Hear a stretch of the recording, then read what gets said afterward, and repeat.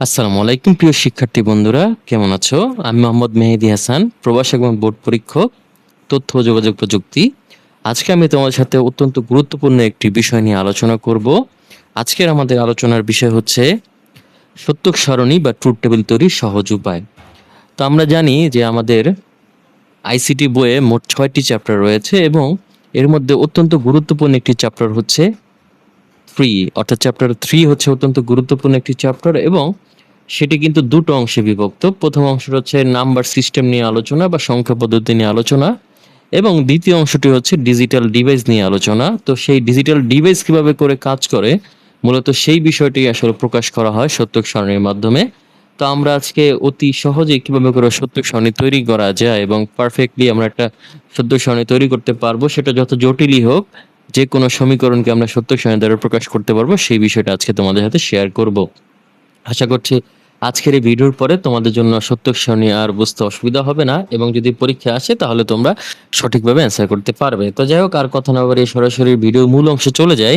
তো ভিডিওতে যাওয়ার আগে একটা ছোট্ট অনুরোধ করি, আমার এই ভিডিওটি যদি তোমাদের ভালো লেগে থাকে বা সামান্য উপকারে আসে, তাহলে আমি আশা করব তোমরা যদি ফেসবুকে দেখে থাকো তাহলে আমার ফেসবুক পেজটিকে তোমরা ফলো দিতে পারো, এবং তোমরা যদি ইউটিউবে দেখে থাকো তাহলে তোমরা আমার চ্যানেলটিকে সাবস্ক্রাইব করতে পারো। এছাড়া আমার ভিডিওগুলো শেয়ার করতে পারো, যাতে করে সবাই দেখে উপকৃত হয়। তো যাই হোক, আমি মূল আলোচনায় চলে যাই। তো প্রথমে আমরা যেই বিষয়গুলো আলোচনা করব সেই বিষয়গুলো একটু বলে রাখি। আমাদের প্রথম যেই বিষয়টা সেটা হচ্ছে সত্যক সারণী কি, অর্থাৎ আমার এই আজকের ভিডিওতে আমি আলোচনা করব সত্যক সারণী কি বা সত্যক সারণী আসলে কি কাজ করে সেই বিষয়টা নিয়ে, এবং সত্যক সারণী কেন দরকার সেই বিষয়টা আলোচনা করব, এবং এরপর আলোচনা করব যে একটা সত্যক সারণী কিভাবে তৈরি করতে হয় সহজে। তো যাই হোক, তো প্রথমে আমরা একটু আলোচনা করি সত্যক সারণী কি। তো সত্যক সারণী হচ্ছে একটি বিশেষ ধরনের সারণী যেটা আসলে বুলিয়ান সমীকরণ, অর্থাৎ আমাদের এই চ্যাপ্টারটা যেহেতু ডিজিটাল ডিভাইস এবং এই চ্যাপ্টারটা আসলে গঠিত হয়েছে বুলিয়ান সমীকরণের উপর। তো সেই বুলিয়ান সমীকরণের সম্ভাব্য ইনপুট গুলোর উপর ভিত্তি করে যে আউটপুট পাওয়া যায়, সেই আউটপুটটা প্রকাশ করার জন্য আমরা যে সারণী তৈরি করি সেটাই হচ্ছে সত্যক সারণী। অর্থাৎ একটি বিশেষ ধরনের সারণী যেটার মাধ্যমে আসলে বুলিয়ান অ্যালজেব্রা যে ইনপুট গুলো রয়েছে তার বিপরীতে আউটপুট কিরকম হবে তা প্রকাশ করে। এটি হচ্ছে সত্যক সারণীর মূল কাজ। তো এরপর আমরা যদি সত্যক সারণীর কাজগুলো কি সেটা যদি আলোচনা করি, অর্থাৎ সত্যক সারণী কেন দরকার সেই বিষয়টা যদি আলোচনা করি, তাহলে প্রথম যে বিষয়টা সেটা হচ্ছে বুলিয়ান সমীকরণের ইনপুট এবং আউটপুটের সম্পর্ক দেখানোর জন্য। অর্থাৎ আমাদের যে একটা বুলিয়ান সমীকরণ আমরা বিভিন্ন সময় ব্যবহার করে থাকি, সেটার সম্ভাব্য ইনপুট, তো ইনপুটগুলো কি কি হতে পারে, সেটা হতে পারে 0 এবং 1, কারণ আমরা জানি বাইনারি কাজ করা হচ্ছে দুটি সংখ্যার উপর ভিত্তি করে, এবং বুলিয়ান সমীকরণগুলো খুবই সহজেই সমাধান করা যায়। তো সেই বুলিয়ান সমীকরণের যে ইনপুটগুলো রয়েছে অর্থাৎ 0 এবং 1, এবং এই ধরনের 0 এবং 1 এর মধ্যে যে সম্পর্ক তৈরি হয় হচ্ছে আউটপুটে, অর্থাৎ কোন একটি ভ্যারিয়েবলের যদি 0 এবং 1 থাকে তাহলে আউটপুট কিরকম হতে পারে সেটা আমরা বিবেচনা করতে পারি এই সত্যক সারণীর মাধ্যমে, এবং আমরা আউটপুট খুব সহজেই দেখতে পারি। 2 নাম্বার যে বিষয়টা সেটা হচ্ছে বুলিয়ান সমীকরণ প্রমাণ করার জন্য। অর্থাৎ দেখা যায় কোনো কোনো ক্ষেত্রে আমাদের বুলিয়ান সমীকরণকে প্রমাণ করতে হয়, সেটা হচ্ছে লেফট হ্যান্ড সাইডের মান এবং রাইট হ্যান্ড সাইডের মান যদি একই রকম আসে তাহলে আমরা বলতে পারি আমাদের বুলিয়ান সমীকরণটি প্রমাণ হয়ে গিয়েছে। এবং একটা ব্যাপার হচ্ছে, মূলত আমরা সবসময় বুলিয়ান সমীকরণ হাতে কলমে অর্থাৎ অঙ্ক করে করে সমাধান করে থাকি, তবে কিছু কিছু সমীকরণ রয়েছে যেগুলো আসলে সমাধান করা যায় না। এর মধ্যে অত্যন্ত গুরুত্বপূর্ণ একটা সমাধান হচ্ছে আমরা বলতে পারি যে ডি মর্গানস ল। তো ডি মর্গানস লকে কিন্তু সাধারণত অঙ্ক করে সমাধান করা যায় না, সেটাকে কিন্তু আসলে সত্যক সারণীর মাধ্যমে প্রমাণ করতে হয়। এরপরে 3 নাম্বার যে বিষয় সেটা হচ্ছে বুলিয়ান সমীকরণ সরলীকরণ করার পরে আমাদের সেই মানগুলো যাচাই করতে হয়, যে কোনো কোনো ক্ষেত্রে যদি আমরা দেখি যে বুলিয়ান অ্যালজেব্রা সরল করার পরে সেই মানটা অর্থাৎ ইনপুট মানের সাথে যদি আউটপুট মানটা মিলে যায়, অর্থাৎ যে সরলটা আমরা করেছি সেই মানটাও যদি মিলে যায়, তাহলে আমরা বলতে পারি সরলটি সঠিক হয়েছে। তো সেই ক্ষেত্রে আমরা কোন একটি সরল সঠিক হয়েছে কিনা সেটা যাচাই করার জন্য বুলিয়ান অ্যালজেব্রা ব্যবহার করতে পারি। তো মূলত এই 3টি কারণে আমরা সত্যক সারণী ব্যবহার করে থাকি। তো যদি কখনো পরীক্ষা আসে যে কি কি কারণে আমরা সত্যক সারণী ব্যবহার করে থাকি, তাহলে এই 3টি কারণ তোমরা বলে দিতে পারো।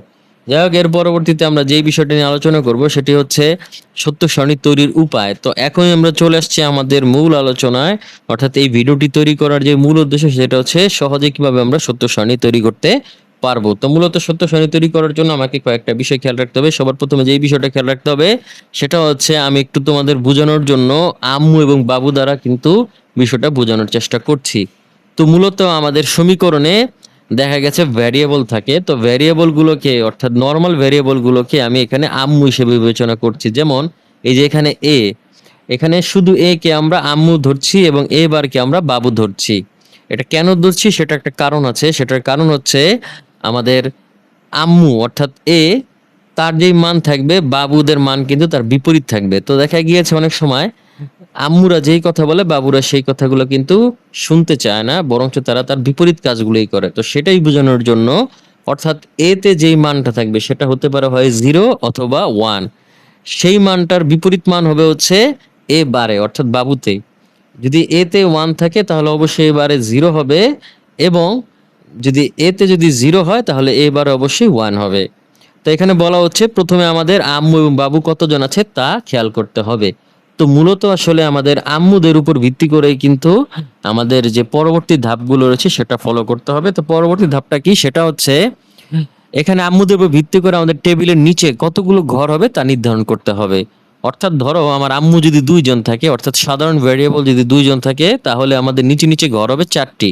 অবশ্যই প্রথম ঘরটিকে বাদ দিয়ে হিসাব করতে হবে, কারণ এই প্রথম ঘরগুলোর মধ্যে আমি আসলে আমার এই ভেরিয়েবল গুলো অর্থাৎ আম্মু এবং বাবুগুলোর নাম লিখতে হবে। তো মূলত এই জন্য প্রথম ঘরটা বাদে আরো 4টি ঘর হবে। এবার যদি আমি দেখি যে আমাদের আম্মু যদি 3 জন হয়, তাহলে 2 এর পাওয়ার 3 দিলে আমরা পাবো হচ্ছে মোট 8টি ঘর, তার মানে নিচে নিচে ঘর হবে 8টি। এখন তোমাদের অনেকের প্রশ্ন আসতে পারে যে স্যার কেন আমরা 2 এর পাওয়ারই দিচ্ছি? এর কারণ হচ্ছে আমরা জানি বাইনারি সংখ্যা দুটি, একটা হচ্ছে 0 এবং 1, এই কারণে আমরা 2 এর পাওয়ারের উপর দিয়ে কাজ করছি। এখন যদি n সংখ্যক আম্মু থাকে তাহলে 2 এর পাওয়ার n, এই ভিত্তিতে আমাদের নিচে নিচে ঘরগুলো তৈরি করতে হবে। যাই হোক, ঘর তৈরি হয়ে গেল। এর পরবর্তীতে যেই কাজ সেটা হচ্ছে কোনো সমীকরণে কিন্তু সরাসরি আম্মু নাও থাকতে পারে। অনেক সময় দেখা যায় যে শুধুমাত্র বাবুদের অর্থাৎ বার দ্বারাই কিন্তু সেই সমীকরণটি তৈরি হতে পারে। যদিও এই ধরনের সমীকরণ থেকেও থাকে, তারপর তোমাকে অবশ্যই আম্মু তৈরি করতে হবে, কারণ তুমি এই জিনিসটা মাথায় রাখো, পৃথিবীর সকল বাবুরই কিন্তু আম্মু থাকে, কিন্তু এরকম অনেক অনেক আম্মু আছে যাদের আসলে বাবু নাও থাকতে পারে। তার মানে হচ্ছে আমাদের অঙ্কের সমীকরণে যদি আম্মু দেওয়া নাও থাকে, তারপর আমাকে আম্মুকে তৈরি করতে হবে, অর্থাৎ সাধারণ ভেরিয়েবলের মান কিন্তু তৈরি করতে হবে। আদারওয়াইজ কিন্তু আমরা বাবুদের মানগুলো বের করতে পারবো না। এর কারণ হচ্ছে আম্মুদের মানের উপর ভিত্তি করেই কিন্তু বাবুদের মানগুলো পরিবর্তন হবে বা গঠিত হবে, এই জন্যই। যাই হোক, এর পরবর্তীতে আমরা যেই বিষয়টা কাজ করব সেটা হচ্ছে যে প্রথমে আমাদের আম্মুদের ঘরের ইনপুটের মানগুলো দিতে হবে, অর্থাৎ আমরা বাবুদের মানকে পরে দিব, আগে আমরা আম্মুদের মান অর্থাৎ সাধারণ ভেরিয়েবলের মানগুলোকে আগে দিব। তো সেই ক্ষেত্রে আমাদের একটা এখানে সূত্র ফলো করতে হবে। সেই সূত্রটা হচ্ছে 1248, এই নিয়মটা তোমাকে একটু মানতে হবে। 1248 এই নিয়মটা তোমাকে একটু মানতে হবে, তাহলে তুমি আসলে ঘরগুলো সাজাতে পারবে। এখন সেই বিষয়টা কিরকম একটু বলি। সেটা হচ্ছে ধরা যাক তোমার কাছে 2টা আম্মু আছে, অর্থাৎ সাধারণ ভ্যারিয়েবল আছে 2 জন, একটা হচ্ছে এ এবং একটা হচ্ছে বি। তাহলে সেই ক্ষেত্রে আমাদের সূত্র অনুযায়ী 1 এবং 2 এই 2টা ঘরকে ব্যবহার করতে হবে। ঠিক আছে, এখানে 1 নাম্বার ঘরে থাকবে বি এবং 2 নাম্বার ঘরে থাকবে এ। এই হচ্ছে বিষয়, কারণ তখন এইভাবে সাজাতে হবে, যেহেতু আমাদের 2 জন ভ্যারিয়েবল এ আর বি, তাহলে সেই ক্ষেত্রে প্রথমটা ধরবো এ, পরেরটা ধরবো বি। আর যদি আমাদের 3টি ভ্যারিয়েবল থাকে অর্থাৎ 3টি আম্মু থাকে, তাহলে এটা হবে এ, এটা হবে বি এবং এটা হবে সি। অর্থাৎ তখন আমাদের 3টা অংশ নিতে হবে, তখন সেই ক্ষেত্রে 4 হবে হচ্ছে এ, তারপর এখানে আমার বি হচ্ছে 2 এবং সি হচ্ছে 1। এবং অপরদিকে আমাদের যদি 4টা ভ্যারিয়েবল হয়, সেই ক্ষেত্রে 8 হবে হচ্ছে এ, তারপর হচ্ছে 4 হবে বি, 2 হবে সি এবং 1 হবে হচ্ছে ডি। এখন ব্যাপারটা হচ্ছে এইভাবে যদি আমরা চিন্তা করি তাহলে আমরা বুঝতে পারবো আসলে আমাদের নিচে নিচে ঘর আসলে কয়টা হবে। যেমন একটা উদাহরণ দেই, এখানে খেয়াল করো, আমি এই যে সূত্রটা বললাম, এই সূত্রটা বলার আসলে মূল কারণটা কি? এই সূত্রটা বলার মূল কারণ হচ্ছে যে ধরো আমাদের 2টা ভ্যারিয়েবল ছিল, এর মধ্যে এর নিচে আছে 2, তার মানে হচ্ছে এ ঘরটাকে সাজাতে হবে 2টা 0 এবং 2টা 1 দ্বারা, এবং বি এর ঘরটাকে সাজাতে হবে একটা 0 একটা 1 একটা 0 একটা 1 এইভাবে। তো যেহেতু আমি একটু আগে বলেছি যে 2 জন ভ্যারিয়েবল থাকলে নিচে নিচে ঘর হবে হচ্ছে 4টা, তো সেই ক্ষেত্রে আমরা যদি 2টা 0 2টা 1 এভাবে সাজাই এবং একটা 0 একটা 1 একটা 0 একটা 1 এভাবে সাজাই, তাহলে আমরা দেখতে পাচ্ছি 4টা ঘরই কিন্তু হয়ে যাবে নিচের দিকে। তো এইভাবে করে মূলত আমাদের সাজাতে হবে। তো আমি মূলত এখানে বিষয়টা আলোচনা করেছি, তারপরে যখন আমি সরাসরি একটা তৈরি করব তখন তোমাদেরকে বুঝিয়ে দিব। তা আমরা এখানে দেখতে পাচ্ছি সত্য সারণী তৈরি করার উপায়ে আরো কিছু নিয়ম কানুন আছে। সেই নিয়মটা যদি আমরা একটু দেখি তাহলে দেখতে পাচ্ছি যে এবার প্রথমে আমরা পরিবার হিসেবে চিন্তা করব। যেহেতু আমরা অঙ্কগুলো বাবু এবং আম্মু দ্বারা চিন্তা করছি, তো সেই ক্ষেত্রে আমাদের বাবু এবং আম্মু মিলে কিন্তু পরিবার তৈরি হবে। তো সেই ক্ষেত্রে আমরা চাইলে পরিবার পরিবার হিসেবে অঙ্কগুলো করতে পারি। তো মূলত আমরা যদি দেখি যে দুইটা ভ্যারিয়েবল পাশাপাশি গুণ আকার আছে, তাহলে সেটাকে একটা পরিবার হিসেবে ধরতে পারি। অথবা যদি এরকম ব্র্যাকেটের ভিতরে থাকে তাহলে সেটাকে আমরা একটা পরিবার হিসেবে ধরতে পারি। আবার এরকম হতে পারে যে মাঝখানে দুটো ভ্যারিয়েবলের মাঝখানে যদি যোগ চিহ্ন থাকে তাহলে এখানে আমরা দুইটা পরিবার আলাদা আলাদা হিসেবে ধরতে পারি। অর্থাৎ যোগ মানে হচ্ছে দুটো ভিন্ন পরিবার, বা একাধিক যোগ থাকলে একাধিক ভিন্ন পরিবার হবে। তবে যদি কখনো ব্রেকেটের ভিতরে যোগ চিহ্ন থাকে তাহলে ওই পুরো ব্রেকেটটাই কিন্তু একটা পরিবার হিসেবে হবে। যেমন আমরা এখানে দেখতে পাচ্ছি এই যে এই অঙ্কটাতে, এখানে যদি তোমাকে জিজ্ঞেস করি তাহলে তুমি অবশ্যই বলবে এখানে দুটো পরিবার রয়েছে। এর মধ্যে প্রথম পরিবার হচ্ছে এ বি বার এবং পরবর্তী পরিবার হচ্ছে এ প্লাস বি। যদি এখানে প্লাস চিহ্ন আছে আমরা এই দুজনকে একটা আলাদা পরিবার ধরতে পারতাম, তবে এখানে ধরা যাবে না। এর কারণ হচ্ছে যেহেতু এখানে ব্রেকেট দেওয়া আছে। তার মানে তোমাকে এবার পরিবার এইভাবেই চিন্তা করে তৈরি করতে হবে। যাই হোক, আমরা পরবর্তী ধাপে যাই। এবার আমরা দেখতে পাচ্ছি পরিবার তৈরির পরে পরিবার পূরক থাকলে সেটাও তৈরি করতে হবে। তাহলে পূরক জিনিসটাকে একটু বলি। যেমন দেখো এই যে এখানে কিন্তু এ আর বি একটা পরিবার, কিন্তু তারপর উপর একটা বার দেওয়া আছে। তার মানে হচ্ছে অবশ্যই তোমাকে আগে এ বি এর মান বের করতে হবে, তারপরে তোমাকে এ বি বারের মান বের করতে হবে। অর্থাৎ তুমি চাইলেই সরাসরি এ বি বারের মান বের করতে পারবে না। তার মানে আগে তোমাকে পরিবার তৈরি করতে হবে, তারপরে পরিবারের পূরক তৈরি করতে হবে। যাই হোক, ভিডিওটা একটু বেশি লেন্দি হয়ে যাচ্ছে, তবে আমি ডিটেল আলোচনা করার চেষ্টা করছি যাতে করে আজকের পর থেকে আর তোমাকে অন্তত আর যাই হোক সত্যক সারণী নিয়ে চিন্তা করতে না হয়।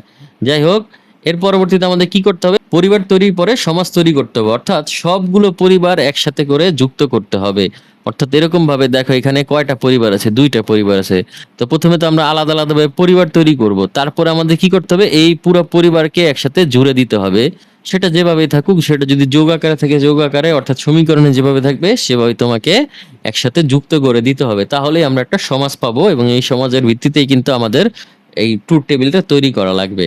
যাই হোক, এভাবে করে যদি আমরা চিন্তা করি তাহলে আমরা সত্য সারণী তৈরি করতে পারবো। তবে এখন আমরা একটা নমুনা সত্য সারণী দেখবো, মূলত একটা না দুইটা দেখবো।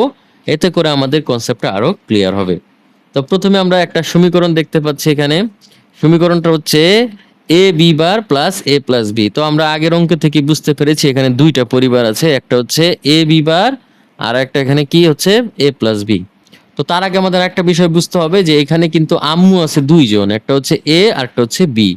তার মানে আমরা বুঝতে পারলাম নিচে নিচে ঘর হবে হচ্ছে কয়টা? আমি নিশ্চিত করে বলতে পারি, তোমরা এখন বলতে পারছো নিচে নিচে ঘর হবে হচ্ছে চারটা, অবশ্যই প্রথম ঘরটা বাদে।